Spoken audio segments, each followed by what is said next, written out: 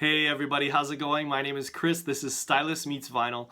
Today I'm going to be doing a quick entry into the Northern Revolutions Get to Know You contest.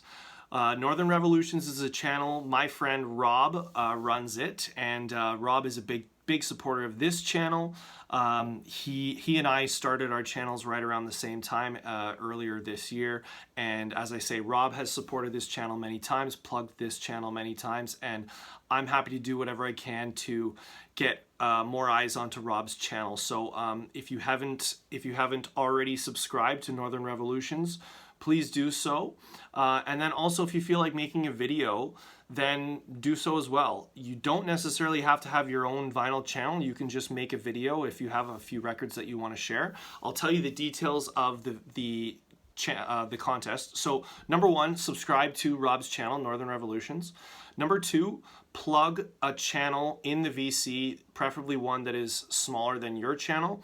And then number three, show 3 records that have a meaning to you, that have a story or some kind of nostalgia related to the records and kind of a story involved with that. So I will be doing that. I'm already a proud subscriber of Northern Revolution, so nothing to do there, but I will plug embryonicrobot. Brian has a really nice channel. He's got an amazing collection of records, very vast collection of records. He's a fellow Canadian, he's a Torontonian, and Brian is, I like to think, kind of similar to my channel here, where he has a lot of little trivia tidbits about the records that he shows. He's full of information and he makes some really nice videos. So please check out Brian over at embryonicrobot. Now, I will get into the records here that I've chosen for this contest. Now, I do a lot of reminiscing and a lot of like nostalgia talk on this channel, so I've already shown a lot of records that have like meaning and they have a story attached to them. So I had to think of 3 other ones that I haven't told any stories about. So Rob, I think you're gonna like these ones, and I'll start with this first one here.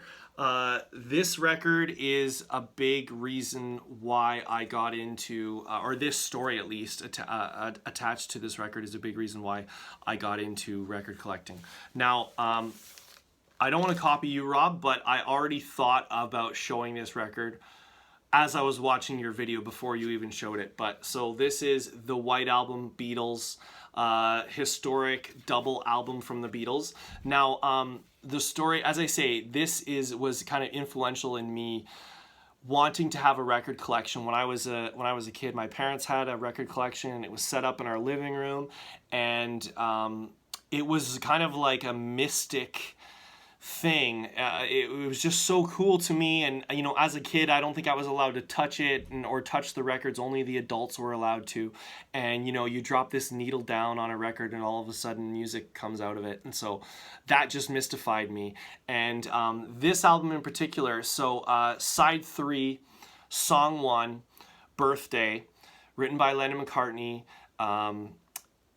That song, every year on our birthday, when we would come home from school, myself, my sisters, and I, we would come home from school, and mom or dad would drop the needle on side 3, song 1, the birthday song, and they would play it for us.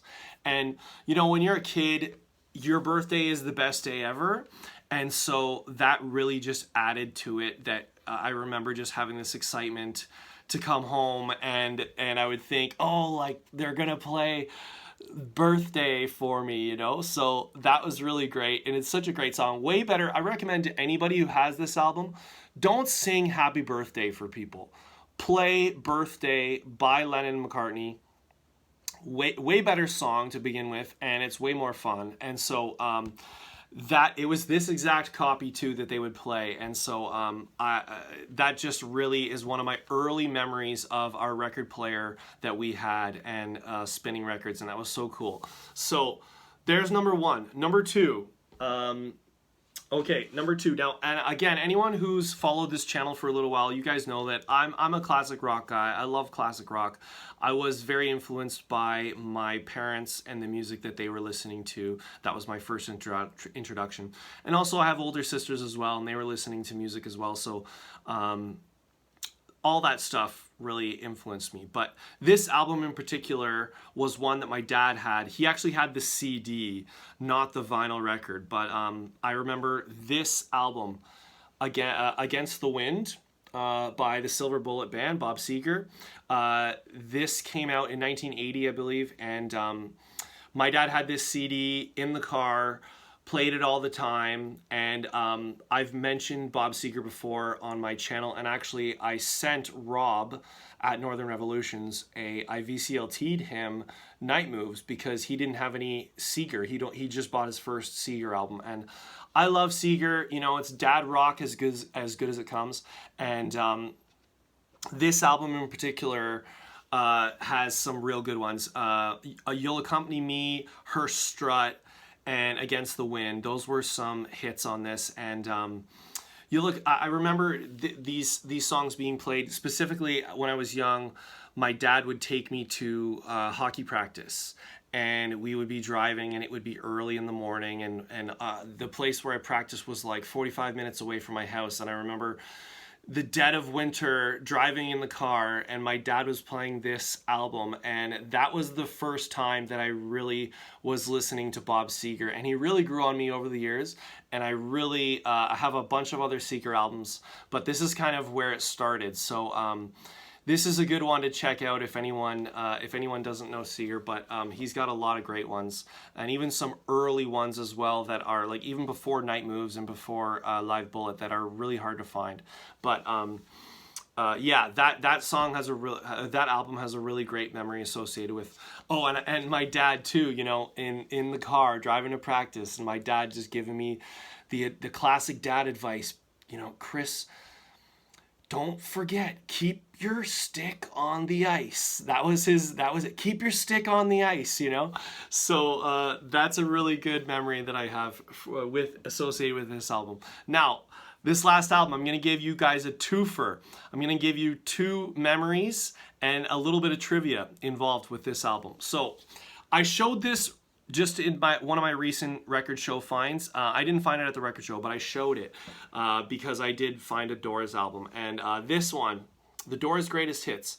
So, you know, I mentioned with the Beatles album, we had the record player.